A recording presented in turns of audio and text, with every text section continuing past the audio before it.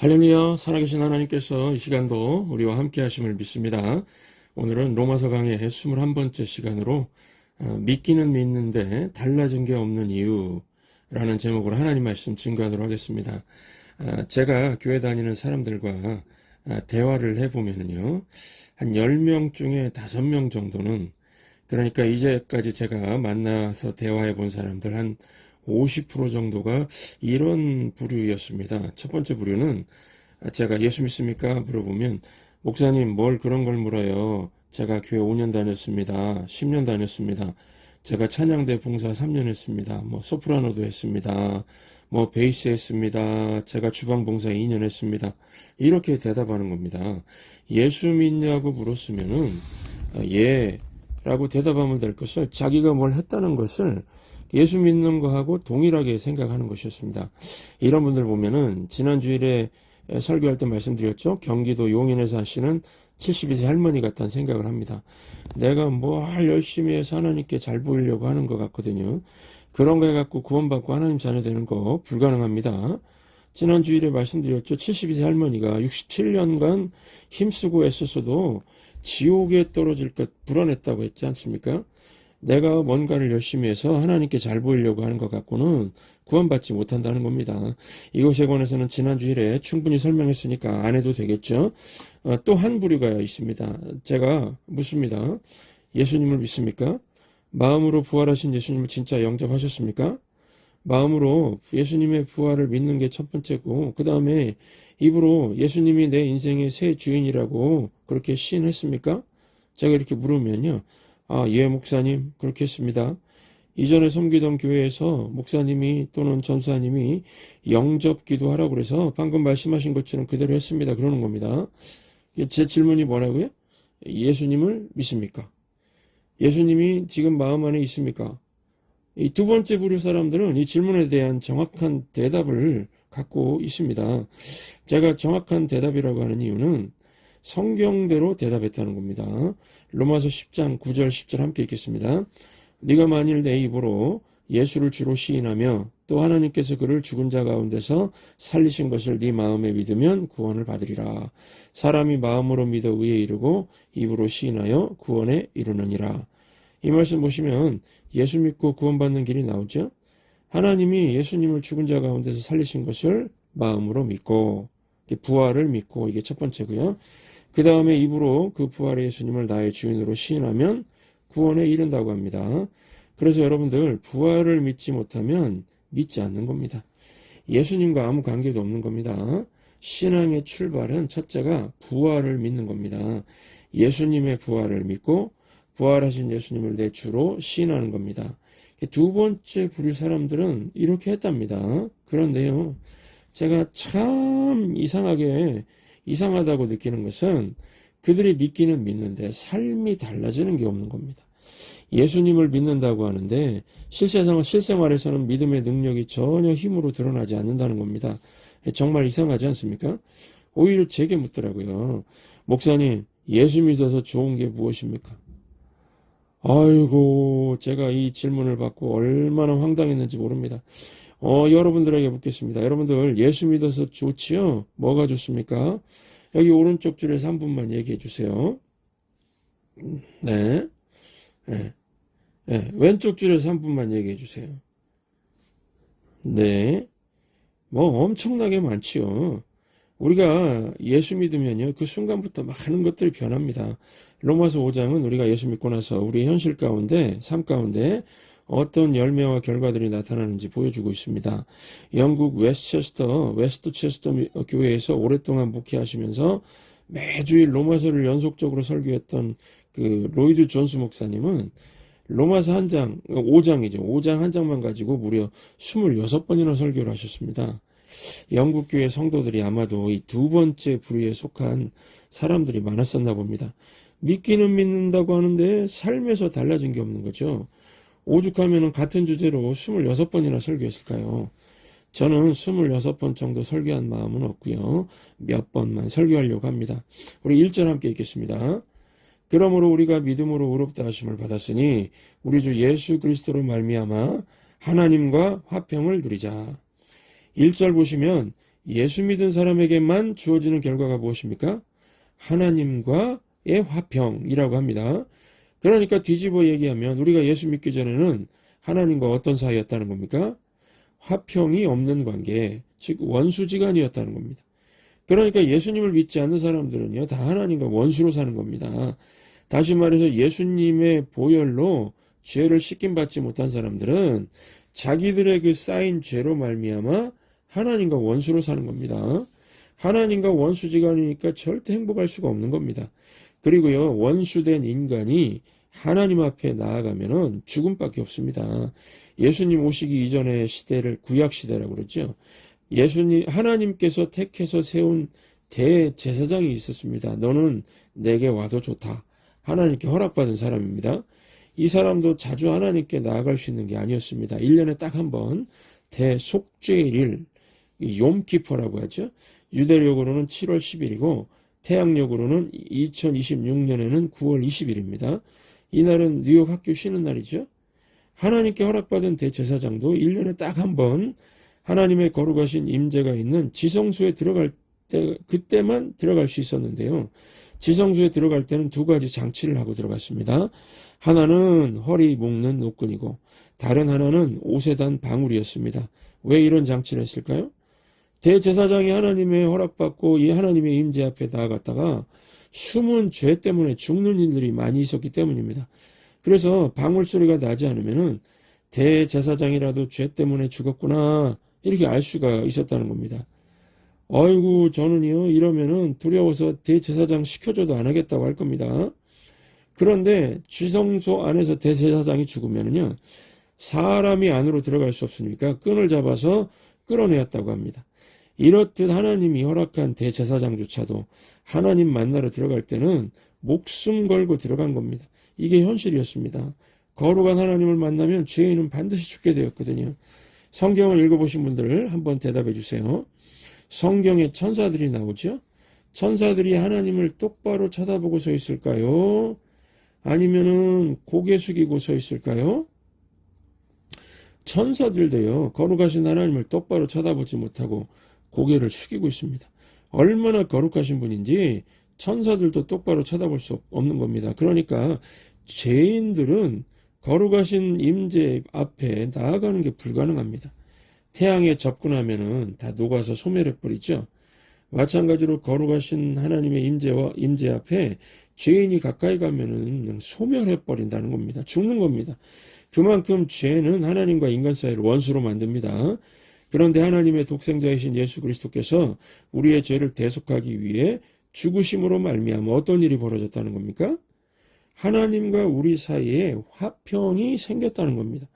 하나님과 대화가 가능해졌다는 겁니다. 그래서 예수 그리스도의 십자가 사건으로 말미암아 나온 말이 만인 대제사장직입니다. 무슨 말이냐면 모든 믿는 자가 하나님 앞에 나아가서 자기 자신을 위해서 기도할 수 있고 남을 위해서도 기도할 수 있게 되었다는 것입니다. 히브리서 10장 19, 20절 함께 읽겠습니다. 그러므로 형제들아 우리가 예수의 피를 힘입어 성소에 들어갈 담력을 얻었나니 그 길은 우리를 위하여 휘장 가운데로 열어놓으신 새로운 길이요 휘장은 곧 그의 육체니라. 무슨 뜻입니까? 육체, 그리스도의 죽음으로 우리가 하나님께로 나아가는 길이 열렸다는 겁니다.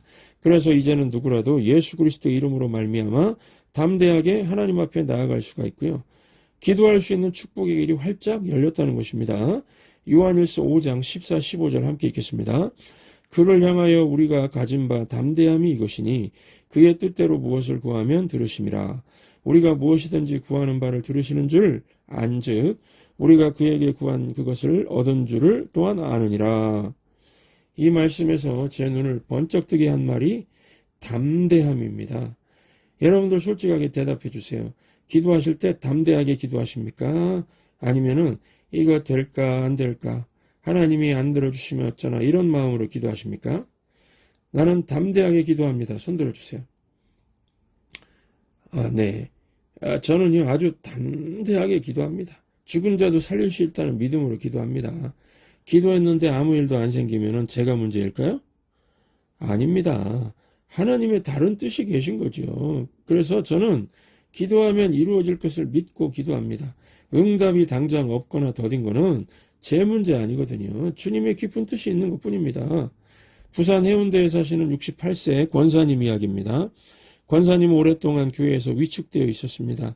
학력도 낮고 변변한 직업도 없이 평생 가정주부로 사셨습니다. 교회에서 목사님, 장로님, 또 다른 권사님들이 기도하시는 거 보면은 저분들은 믿음이 좋으니까 저렇게 기도도 잘하시지, 나 같은 사람은 그렇게 못해, 늘 이런 생각이 드셨답니다. 기도도 작게만 하셨답니다. 나 같은 사람이 길게 기도해봤자 하나님이 내 기도를 들으시겠어 그러면서요. 그러던 어느 날 새벽 기도에서 목사님이 베드로전서 2장 9절을 읽으셨다고 합니다. 이 말씀 함께 읽겠습니다. 그러나 너희는 택하신 족속이요 왕같은 제사장들이요 거룩한 나라여 그의 소유가 된 백성이니 이는 너희를 어두운 데서 불러내어 그의 기이한 빛에 들어가게 하신 이의 아름다운 덕을 선포하게 하려 하심이라. 목사님이 말씀 설명해 주시기를, 여러분 이 말씀은 목사한테만 하신 게 아닙니다. 장로한테만 하신 게 아닙니다. 오늘 여기 앉아 계신 여러분들 한 분 한 분에게 하신 말씀입니다. 여러분이 제사장입니다. 목사가 기도하니까 하나님이 더 잘 들어주시고 집사가 기도하면 시원찮게 들어주시고 그런 게 아닙니다. 믿는 사람은 다 제사장이니까 믿는 사람이 기도하면 하나님이 다 응답하십니다. 권사님은 처음엔 그 말씀이 믿기질 않았다고 합니다. 나 같은 사람이 제사장이라고? 목사님하고 나는 천지 차이인데 어떻게 목사님의 기도와 내 기도가 같을 수 있지? 그러면서요. 새벽 기도 마치고 집에 돌아와서 그날 밤에 다시 그 말씀을 묵상했다고 합니다. 그때 그 권사님에게 이런 음성이 들리더랍니다. 너는 나의 제사장이 맞다. 내가 너를 세상에서 불러냈다. 너를 통해서 내가 일한다. 세상 권력자들 통해서 일하는 게 아니라 기도하는 너를 통해서 나의 일을 이룰 것이다. 그러니 담대하게 구하라. 와, 하나님의 이 같은 음성을 듣고서 막 감격의 눈물이 터졌답니다. 그동안 기도를 하긴 했지만 정말 처음으로 담대하게 하나님께 기도했다고 합니다. 숨죽여서 짧게 기도하던 이분이 그날 밤 2시간 넘게 그냥 소리내어서 기도하셨다고 합니다. 하나님, 내가 제사장이라고요? 이렇게 부족한 내가 하나님 앞에 담대히 나아가도 된다고요? 감사합니다. 감사합니다. 그러면서요. 권사님은 그날 이후로 기도가 달려졌다고 합니다. 하나님 앞에 전혀 위축되지 않았다고 합니다. 나도 제사장이라는 거, 그게 얼마나 감격스러운지 무엇이든지 담대하게 기도하고 있다고 합니다.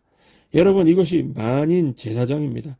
여러분이 누구든 어떤 직업이든 학력이 어떻든 예수 믿으면 모두 다 제사장입니다. 이게 어떻게 가능해졌다고요? 예수님을 믿고서 주어진 결과입니다. 1절 하반절 보시면 하나님과 화평을 누리자라고 했습니다. 누리자는 것은 즐기자, 인조이 하자는 말과 같습니다. 하나님께서 우리에게 허락하신 것을 누릴 때에 비로소 우리 것이 되는 것이지 옆에서 구경만 하고 있으면 아무 소용이 없습니다. 오래전에 히티 그린이라는 미국 노인이 있었습니다. 아주 장수한 할머니인데 아들 한 명이 있었습니다.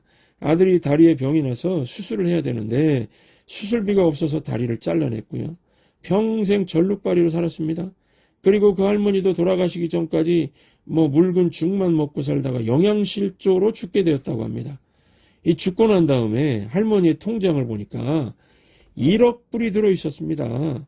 1억 불이면 지금 환율로 1,500억쯤 됩니다. 이게 말이 됩니까? 영양실조로 죽고 아들은 다리 수술을 해서 절뚝발이로 살다가 죽게 만든 그 엄마에게서 1억 불이 나왔다는 겁니다. 여러분, 그 할머니 얼마나 불쌍합니까? 자기가 가지고 있는 것을 누리지 못하고 쓸 줄 모르는 사람이었죠. 여러분, 제가 이 할머니 얘기를 듣다가 이게 지금 교회를 다니는 많은 사람들의 실상이라는 생각이 들었습니다. 우리에게 하나님의 자녀로서 엄청난 부요가 있고 만인 제사장이니까 기도를 통해서 엄청난 일들을 할 수 있지 않습니까? 그런데 오늘날 교회 다니는 많은 사람들이 이 할머니같이 갖고 있어도 전혀 누리지 못하고 있다는 겁니다. 오늘 말씀 보십시오. 우리 주 예수 그리스도로 말미암아 하나님과 화평을 누리자고 합니다. 여러분, 성도의 최고의 능력은요, 하나님께서 이미 주신 화평과 믿음의 능력을 누리는 것입니다. 사용하는 것입니다. 인조해하는 것입니다. 누가복음 10장 19절 함께 읽겠습니다. 내가 너희에게 뱀과 전과를 밟으며 원수의 모든 능력을 제어할 권능을 주었으니 너희를 해칠 자가 결코 없으리라. 무슨 말씀입니까? 우리가 악한 마귀와 대적해 싸우면은 반드시 이긴다는 겁니다. 그런데 싸우라고 그래도 무서워요. 제가 마귀와 어떻게 싸웁니까? 싸울 능력이 없답니다. 제가 능력을 언제 받았나요? 뭐 이런 식입니다. 마가복음 16장 17, 18절도 함께 읽겠습니다. 믿는 자들에게는 이런 표적이 따르리니 곧 그들이 내 이름으로 귀신을 쫓아내며 새 방언을 말하며 병든 사람에게 손을 얹은 즉 나으리라 하시더라. 여러분, 예수님께서 승천하시면서 믿음의 능력을 사용하라고 하셨습니다. 귀신도 쫓아낼 수 있고 병든 자에게 손을 얹으면 나으리라고 약속했습니다. 그러니까 남은 인생 믿음의 능력 가지고 담대히 기도하는 손을 사용하시기 바랍니다.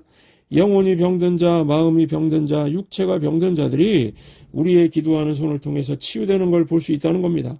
하나님과 화평을 이룬 사람이면 누구나 담대히 기도할 수 있고 하나님의 능력이 제사장임을, 그렇죠? 하나님의 능력이 제사장임을 깨닫고 기도하는 사람을 통해 임한다는 겁니다. 그런데 아직까지도 제 주변을 봐도 그렇고요. 하나님이 주신 것들을 믿음의 능력을 누리지 못하는 분들이 참 많습니다. 특별히 많은 분들이 과거의 죄에 대해 자유롭지 못합니다. 하나님이 용서하셨다면은 용서를 받은 줄로 믿으면 되는데 나는 용서받지 못했습니다. 나는 안 됩니다. 나는 못합니다. 그러면서 겸손한 사람인 양 위장하고 있습니다. 여러분들, 이건 겸손이 아니고 불신앙입니다. 용서하셨으면 용서받은 줄 확신하면 되는데 나는 용서받지 못한 죄인입니다. 그러고 있다는 겁니다. 제가 글을 읽다가 황당한 얘기를 읽었습니다. 이 제자 베드로가 예수님을 3번 부인할 때 닭이 울었지요? 보통 새벽에 닭이 우는데 사실 그때는 새벽 닭이 아니고 심야의 닭이었습니다.